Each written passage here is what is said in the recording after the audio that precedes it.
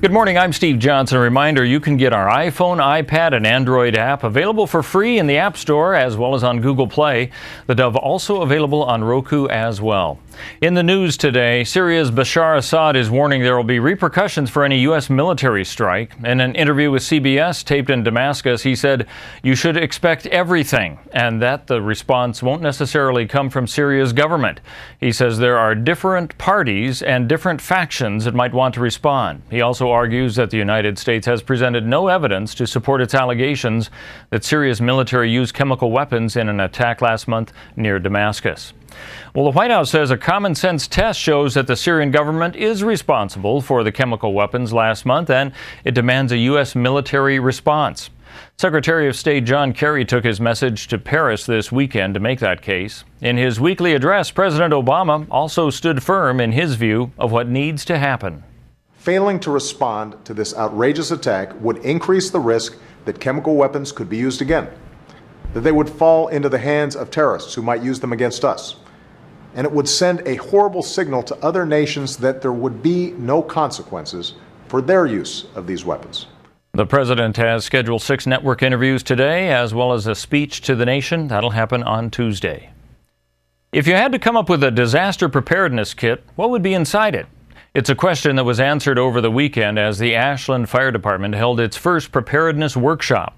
The effects of fires, floods, earthquakes, and ocean tsunamis were the topic of the day, as around 300 people took part in analyzing how prepared they are for power and water outages that could occur.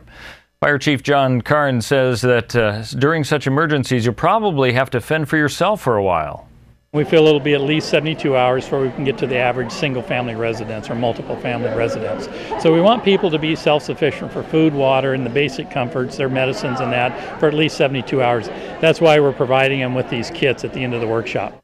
Carnes suggests that an emergency kit should contain at least 3 days' worth of food, water, first aid, batteries, and lights, and a radio to keep in touch with the outside world. Oregon State Police say an ongoing dispute between neighbors Saturday in the Josephine County Community of Kerby ended in a fatal shooting. Emergency responders took 59-year-old Leron Estes to a Grants Pass hospital where he died. Josephine County Major Crimes Team is investigating a 64-year-old neighbor, Donald Easley, who apparently fired at least one shot from a handgun. Let's take a look at what we can expect on the weather scene for our area. For Medford and Grants Pass, sunny skies and, as we thought, warmer temperatures starting today. It could get up to 96 and then 101 degrees for tomorrow and Wednesday, lows in the low to mid 60s. For the Klamath Falls area, warmer temperatures as well, but quite cool in comparison. Sunny skies with a high of 86 today. For Tuesday and Wednesday, 88 expected for both days, lows in the low 50s. Along the coastal area in Port Orford and Coos Bay, fog today with a high of 77. Sunny skies tomorrow with a high of 79, and then cooling back down to 74 and partly sunny skies on Wednesday with lows in the mid to upper 50s. And for Wairika, Northern California, sunny skies as well for the next few days, but cooler temperatures, 94 today, 96 expected on Tuesday, 95 on Wednesday. And that's a look at news and weather. You're up to date with the latest right here on the Dove.